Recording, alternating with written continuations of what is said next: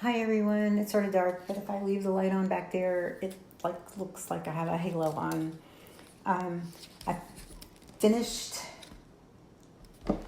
the ornament, and again, we can't see the front, but it's all put together, and as you can see, that rickrack is sticking out rather nicely. I did come in, it's hard to see this area, there's a couple things in the front I've got to work on because I couldn't get all the basting thread out. But hi Debbie,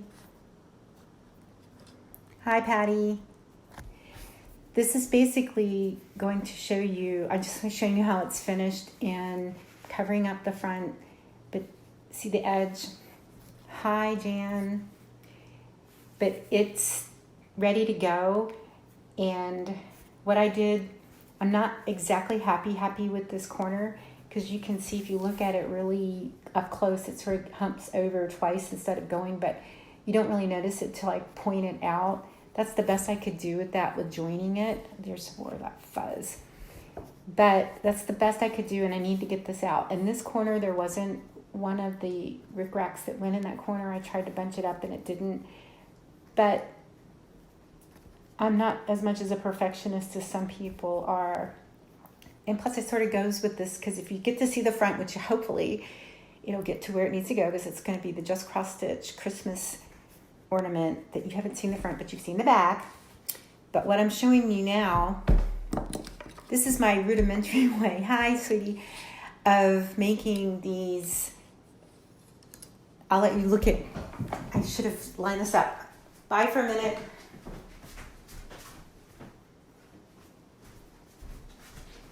This is my showing you how to do these hooks.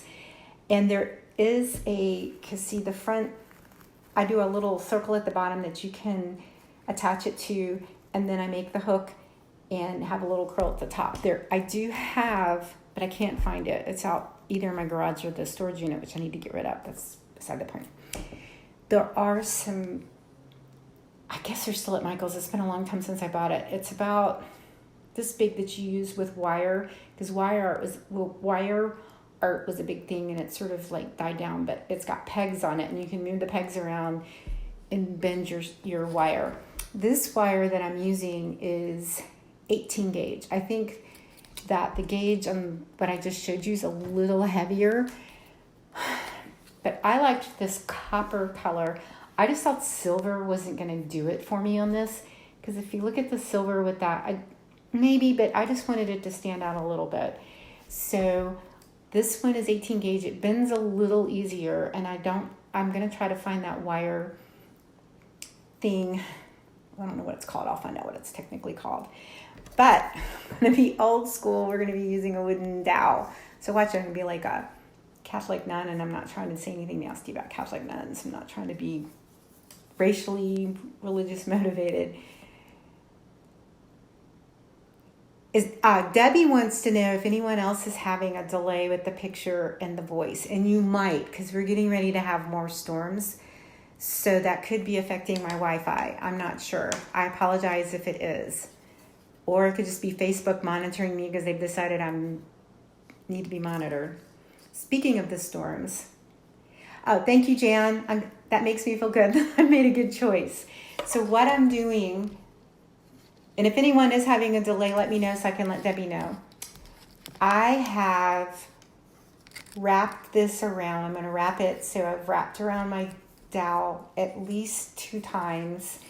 And I want see if we can get this down there, the edge of this wire to be facing down. So now I'm going to come up, and with my finger, I'm just going to make what would be like the hook that you're going to hook this onto the tree with, and then I make it come down straight. I'm going to pull the dowel out of the circle, or the wrapped wire, whichever way you want to do it, and see the other wire stays in place. So this is going to bend around a little bit, which actually, now Jan says she's not having any issues. So maybe it's just me and you, Debbie. Maybe I'm being mean to you. But I really think it's the weather. And the scary thing is, I was out last night when the storm came through, and it was almost hurricane it was just like rushed through in really bad winds. And I stepped outside to check something, and 2 of my umbrellas had been slammed into the house, and my drying racks that I put everything outside to dry for a little bit. Never, LOL. I love that, Debbie. I'm lucky that they didn't hit the glass or mess with my rabbit, because my rabbit's by the glass. But I didn't put holes in the siding, but the way the umbrellas hit the house, I had to pull them away. So I really need to do a walk around the property, but I didn't get to do that last night. But back to making this. So then, let me see if I haven't done, let's see, do I do it? Yeah, I'm going to do this backwards. So now, because what I've done is I've wrapped it around, and I wrapped it around clockwise for the top. And I make my little hook. I'm coming straight down, and then I'm going to do it counterclockwise at the back. And I take the wire, and I'm going to wrap it around a couple times, because I'm going to stitch through this. And when you stitch through this, hi Beth, when you stitch through this, it can try to come out, because I'm not closing this up or tying it off or anything. So when you stitch on it, which I can't show you because I'm going to stitch it on the front, I'll have to talk you through it. I do, let me pull this off. So now that I've gotten this the way I want it, I can cut the wire. Hi, sweetie. Thanks for joining us, Beth. I cut this wire, and then this I can bend with my finger. The other wire, that's the silver one I have, is a thicker gauge, and I have to use my pliers, which I couldn't find. Was another reason I decided to use the copper. But now we have this hook. Let me hold my hand up so let me move you guys so I can see that you're seeing it. We now have this hook, and you can straighten it out more if you want to. I just leave mine this way. I'm not going to put, I may tie a black ribbon around this. I'm not sure. But what you do, again, I can't show you the front. Let me move you guys over so I can, oh, you won't go over. There you went. You find the middle, and I didn't bring my needle and thread down, so we're going to imagine that I did. Let me move this so you can see this a little better this way, because I can sit it on the table. You find the middle, which we're going to say is about right here. Oops. And you take needle and thread, and you bury your knot down inside the ditch that's in here, and just use regular thread. And what I'm going to do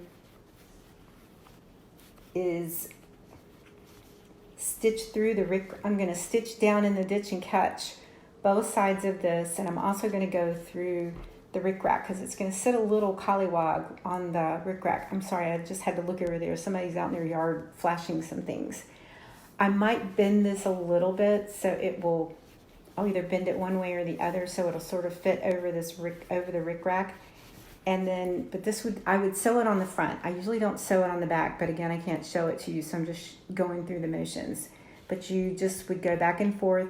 You are going to see the stitching. I guess I could use a metallic thread. I'll have to decide. I'll see what's in my Barney box upstairs. I might have some silk. Is it silky? Anyway, I'll move you guys back over. I might have some silky upstairs that's a copper color, but you do just stitch it down. And what I like to do is take my needle and go in between the coils and attach it. And that helps it not want to just like slip out. But just remember that this is a total circle, and that what I like to do when I first putting it down is like doing like you would be putting spangles on, but you're not going to stitch at the top. I would put some stitches on one side, on the other side, and then stitch in the middle. And then I like to go through the wiring if I can with my needle, and then I'll attach it. And I'll decide if I'm going to put something else on it or not, or just leave it as it is, because it's very primitive, as you can tell, the fabric that I chose. And this is my Peddler's Espresso velvet, and I use the Peddler's Espresso linen for the front. And the piece is going to be 4.5 by 4.25. So look for it in the Just Cross Stitch magazine for their ornamental Christmas. And hopefully I'll get it to them in time. I was supposed to have mailed it, but I just have the life of Riley. No, I don't. I have I Love Lucy, Irma Bombeck, Stephanie Plum life. Trust me, you don't want it. Anyway, that is that. I finished that, so I probably am not going to bother you guys again tonight. I'm going to run upstairs, handle the dogs, like you need to know my personal life. And then I've got a bit to finish up. I would say I am 3/4 or more than that through with Spring in a Bottle. And then by tomorrow sometime, I should be able to show you the new heart ornaments that are coming out. And they're about 4 inches, and they're outlined in white. And I think one of them I'm using the white Chantel, I can't say it. Romina's going to really come after me, but it's a Romy's creation. I didn't use Shabby Sheep. I used another color. Oh my God. And then I saw Creme Brulee, because I'm using that on the spring, and I like that off yellow cream color. I can't guarantee it, but I might use that too, because these are silhouettes and it's, one color. I'm going to try that on the Sweeney Red and see if that's a nice alternative to using a white. So that's pretty much it. I didn't get everything done I promised today, but we're pretty close to it. I can't give you a peek. I wish, Debbie. Let's just say it's going to be called Silent Night. And it's a silhouette. And it's pretty grungy like this is. A little more of the bluey black. And I use Peacoat and I think it's Grecian Gold, because I think it's a darker gold from Gentle Arts, and the other one, the Peacoat, is from Weeks. So just think of a preemie type of Christmas silhouette scene, and I was going to try to do it all in one color, but I needed to pop some of it with a different color, so it's a silhouette with 2 colors, but it's mostly the Peacoat. And that's why I picked the black bric rack, but nope. You can't entice me. Usually I break the rules sometimes. But anyway, thanks for 3 times with me, guys. I'm going to upload this on the YouTube. I uploaded the other. And I think that's it, because this goes in the mail tomorrow. But I am going to be finishing up with the other stitching. Yes, you take care too, Jan. Thank you. And I'm going to call it an early night. I've been staying up late. Miguel starts school tomorrow. And for him to get over to the campus he has to get up at 6. But he's working late tonight. So he says he doesn't need help getting up, but I think he might. Anyway, I really appreciate you watching my YouTubes. You too. Take care, sweetie. Thank you. And I misspoke. They are called Floss Tube, but I didn't put it together. Floss Tube, then Dames, and I'm up to 20 now. I thought it was 20 originally, but I did 19 and 20, and you can subscribe to it or either watch it on my feeds, but that's that. And I will see you guys tomorrow, hopefully with some stitching done, so you'll get to see what's coming out for Nashville and some other things.